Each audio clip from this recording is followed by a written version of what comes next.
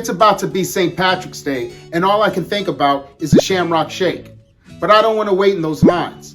So I'm going to stay home and make a Shamrock Fake.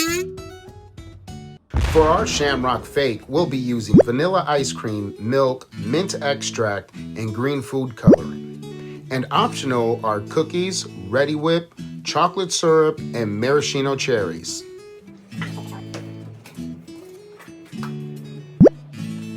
I started by adding ice cream and followed that up with milk and mint extract, and blended that up to see how much milkshake I was working with, which looked to be about 2 glasses more, and should be about 3 to 4 drops of food coloring. Place your top back on and continue to mix for 2 to 3 seconds.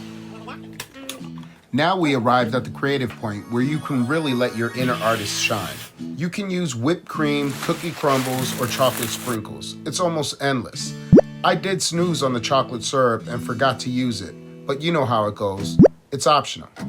One thing that's not optional are extra thick straws. I keep these around for milkshakes and smoothies.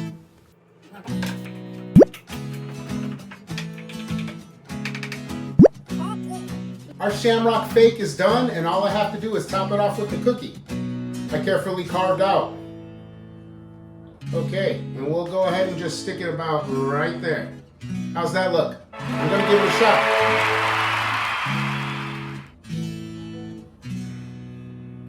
That's really good. I was really worried about the mint there because I thought I was kind of heavy-handed with it, but it came out really good. This may be a Shamrock Fake, but I think it's a lot better. Go ahead and make yourself one for St. Patrick's Day and enjoy.